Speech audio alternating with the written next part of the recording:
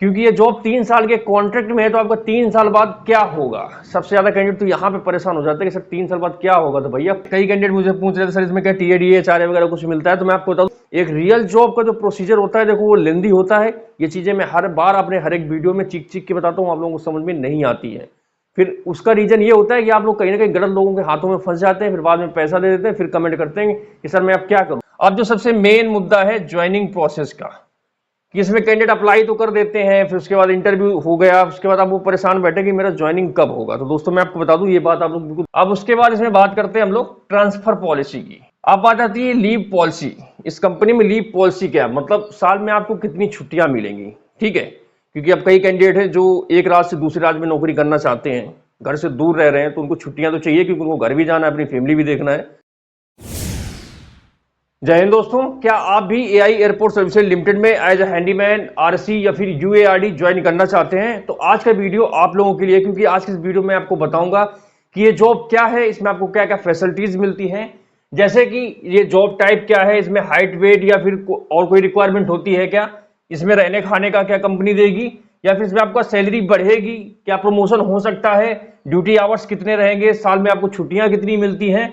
उसके बाद अगर आप एक शहर से दूसरे शहर में ट्रांसफर करना चाहते हैं तो इसकी ट्रांसफर पॉलिसी क्या है।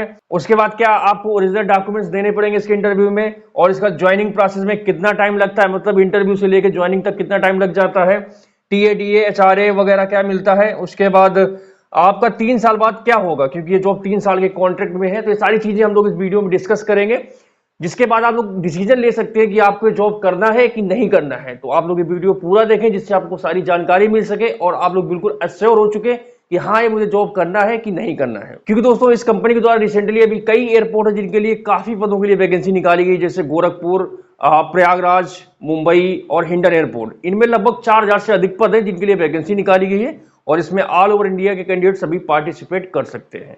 ठीक है, तो दोस्तों सबसे पहले हम लोग बात करेंगे जॉब टाइप की। ये जॉब किस प्रकार की है, क्या गवर्नमेंट जॉब है या प्राइवेट जॉब है या फिर एफटीसी पे है। तो दोस्तों मैं आपको बता दूं ये जो कंपनी है गवर्नमेंट कंपनी है, ये कंपनी सेमी गवर्नमेंट कंपनी है। ठीक है, तो इसमें मगर जो आपकी जॉब होगी वो फिक्स टर्म कॉन्ट्रैक्ट में होगी। आगे मैं आपको बताऊंगा कि क्या 3 साल बाद आपको निकाल दिया जाएगा कि नहीं निकाल दिया जाएगा, उसके बारे में आगे डिस्कस करूंगा, थोड़ा मैं एक्सप्लेन में बताऊंगा। तो आप लोग मेरे साथ थोड़ा बने रहे, मैं आपको सारी चीजें क्लियर करता हूं वन बाय वन। ठीक है, अब कई लोग सोच रहे होंगे कि सर मैं इस वैकेंसी में एज ए हैंडीमैन आरसी या फिर यूएआरडी ज्वाइन करना चाहता हूं, क्या इसमें कोई हाइट या वेट का कोई क्राइटेरिया होता है, या फिर मेरी आई साइड वीक है तो क्या उसके लिए कोई क्राइटेरिया है।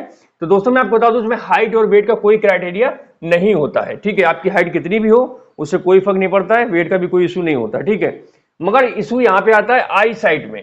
अब देखो जिसको कलर विजन है वो तो इस वैकेंसी में अप्लाई बिल्कुल ना करें, क्योंकि कलर विजन वालों का एयरपोर्ट में कोई काम नहीं होता है। ठीक है, अब बात आती है कि अब कई कैंडिडेट मुझे कमेंट करते हैं सर मेरे आंखों में चश्मा लगा है, क्या मैं इसमें एलिजिबल हूं। तो हाँ आप अप्लाई कर सकते हैं, बट ज्यादा ऐसा नहीं कि आप बहुत हैवी चश्मा ना हो, नॉर्मल जो होता है तो वो चल जाता है। ठीक है, उसके बाद कई कैंडिडेट मुझे कमेंट करते हैं सर इसमें रहने खाने का क्या कंपनी कुछ हमें देती है। तो मैं आपको बता दूं इसमें कंपनी आपको रहने खाने का कुछ भी नहीं देगी। आपको जो सैलरी मिलेगी उसी सैलरी में आपको खुद से रहने खाने का करना है। ठीक है, तो इसमें बेस्ट ऑप्शन यही होता है कि क्या करते हैं 3-4 लड़के अपना साथ में रूम वगैरह ले लेते हैं, साथ में अपना खाना और रहने का कर लेते हैं, तो कुछ पैसा बच जाता है उन लोगों को। तो इस तरीके से इसमें भाई अभी होता है। ठीक है, अब इसमें बात आती है क्या इसमें सैलरी बढ़ती है कि नहीं बढ़ती है, सैलरी इंक्रीमेंट होता है कि नहीं होता। तो मैं आपको बता दूं इसमें ईयरली इंक्रीमेंट होता है। आप चाहे हैंडीमैन ज्वाइन करें, चाहे आरएससी या फिर यूएआरडी, आप किसी भी पोजीशन में ज्वाइन करें, इसमें ईयरली आपका इंक्रीमेंट तो 100% होता है। ठीक है, अब बात आती है प्रमोशन की।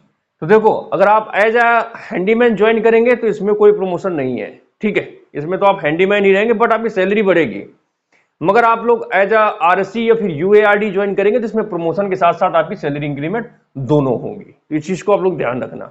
ठीक है, ड्यूटी आवर्स की बात करें तो इसमें 8 घंटे की ड्यूटी होती है। ठीक है, अगर 8 घंटे से ज्यादा कंपनी आपको काम कराती है तो उसके लिए ओवर टाइम भी देती है। ठीक है, तो 8 घंटे की इसकी जो एज पर रूल जो गवर्नमेंट का लेबर लॉ के हिसाब से रूल होता है उसके हिसाब से आपको इसमें ड्यूटी करना है 8 घंटे। ठीक है, अब बात आती है लीव पॉलिसी।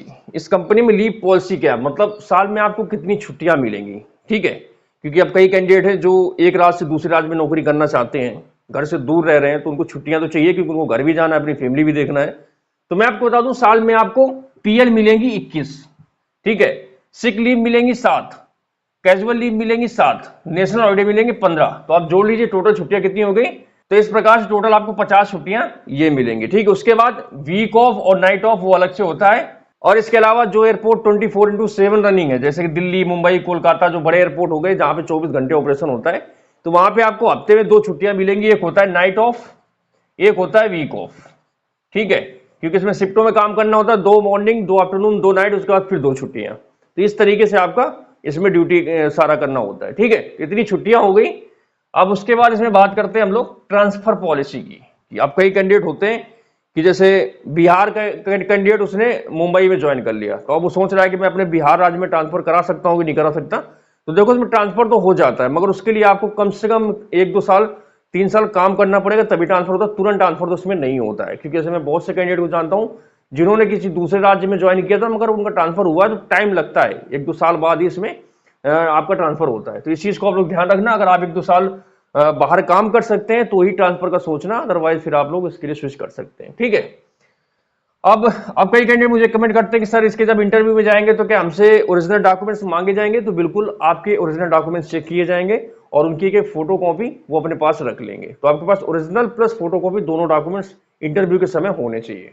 ठीक है, और एक कैंडिडेट था मुझसे, वो कमेंट कर रहा था कि सर क्या हमारे डॉक्यूमेंट्स ये रख लेते हैं ओरिजिनल वाले? तो ऐसा कुछ नहीं होता, ये आपके डॉक्यूमेंट्स चेक करके आपको वापस कर देंगे, आपके डॉक्यूमेंट्स रखते नहीं है। क्योंकि दोस्तों बहुत गवर्नमेंट जॉब्स या गवर्नमेंट कंपनियां जो आपके ओरिजिनल डॉक्यूमेंट्स रख लेती है, मगर ये कंपनी नहीं रखती है। ठीक है, इसलिए आप लोग बिल्कुल बेफिक्र रहना। अब जो सबसे मेन मुद्दा है ज्वाइनिंग प्रोसेस का, कि इसमें कैंडिडेट अप्लाई तो कर देते हैं, फिर उसके बाद इंटरव्यू हो गया, उसके बाद आप वो परेशान बैठे कि मेरा ज्वाइनिंग कब होगा। तो दोस्तों मैं आपको बता दूं, ये बात आप लोग बिल्कुल ध्यान से सुन लीजिए कि ये गवर्नमेंट कंपनी है। ठीक है, गवर्नमेंट कंपनी का या फिर गवर्नमेंट जॉब का प्रोसेस तो आपको पता है कितना टाइम लगता है, उसके लिए तो बताने की जरूरत है नहीं। फिर इसमें जब वैकेंसी 100 पद के लिए आती है ना, तो उसमें 10,000 कैंडिडेट पहुंच जाते हैं। तब 10,000 कैंडिडेट में 100 कैंडिडेट निकालने में टाइम लगता है। तो कम से कम इसका जो प्रोसीजर होता है ना, अगर ज्यादा पद होते हैं ना, तो उसमें कम से कम 7 से 8 महीने, कई बार एक साल भी ले लेते हैं। क्योंकि मैं आपको बता दूं, पिछले साल मुंबई में 1,000 पदों के लिए वैकेंसी निकली थी, उसकी ज्वाइनिंग अभी तक हो रही है, 1 साल से ऊपर हो गया। तो देखो टाइम लगता है, अगर आपके अंदर पेशेंस है, आप थोड़ा वेट कर सकते हैं तो ही इसमें अप्लाई करना। अगर आप सोचे कि आज मैं अप्लाई करूं, 15 दिन बाद आपको ज्वाइनिंग मिल जाए, तो ऐसा नहीं होता है। वैसे भी कोई भी एयरपोर्ट जॉब हो, आपकी 15 या 20 दिन या 1 महीने में ज्वाइन तो कोई नहीं कराएगा। वो फ्रॉड लोग होते हैं जो आपको आज बोलते हैं कि आज आप इंटरव्यू दो, कल आपको डॉक्यूमेंट्स आपके घर में भेज देंगे फर्जी, जहां आपने पैसा भेजा तो पता नहीं चलता कि वो कहां चले गए।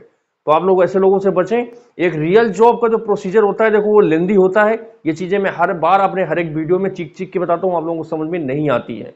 फिर उसका रीजन ये होता है कि आप लोग कहीं ना कहीं गलत लोगों के हाथों में फंस जाते हैं, फिर बाद में पैसा दे देते हैं, फिर कमेंट करते हैं कि सर मैं अब क्या करूं। तो सर कुछ नहीं करेंगे, करना तुम्ही को सब कुछ है। तो समझ जाओ, रियल जॉब का जो प्रोसीजर होता है लेंदी होता है, 8 से 9 महीने, कई बार 1 साल भी लग जाते हैं। अगर आप लोग इतना वेट कर सकते हैं, अगर आपके अंदर इतना पेशेंस है, तो ही आप लोग इसमें अप्लाई करना, अदरवाइज अप्लाई करने की जरूरत नहीं है। और खास करके जो मुंबई में अप्लाई कर रहे हैं, इसका प्रोसीजर तो कम से कम 1.5 साल चलेगा, मैं इतना तो बता रहा हूँ। क्योंकि 2200 वैकेंसी है, 50,000 लौंडा तो इसमें कम से कम जाएगा ही जाएगा, ये तो कन्फर्म है। ठीक है, तो इसका कम से कम 3 से 4 महीने बाद तो इंटरव्यू के लिए कॉल आएगी, 3-4 महीने इंटरव्यू चलेगा, उसके बाद रिजल्ट आने में तो 1 साल से ऊपर ही जाना है इसका। ठीक है, तो ये सारी चीजें अपना सोच समझ लेना।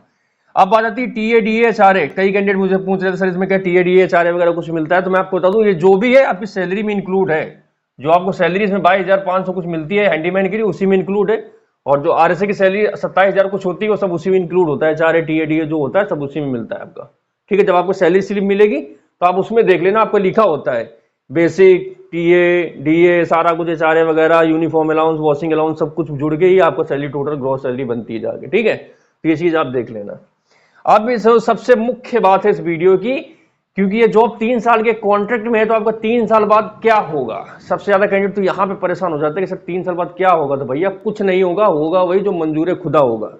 मैं आपको बताऊं, अगर आप लोग अपना रिकॉर्ड अच्छा रखेंगे, आपकी परफॉर्मेंस सेटिस्फैक्टरी रहेगी, तो इसमें कुछ नहीं होता है। आपका कॉन्ट्रैक्ट 3 साल बाद खुद से रिन्यू हो जाएगा, इसमें आपको कुछ भी करने की जरूरत नहीं है।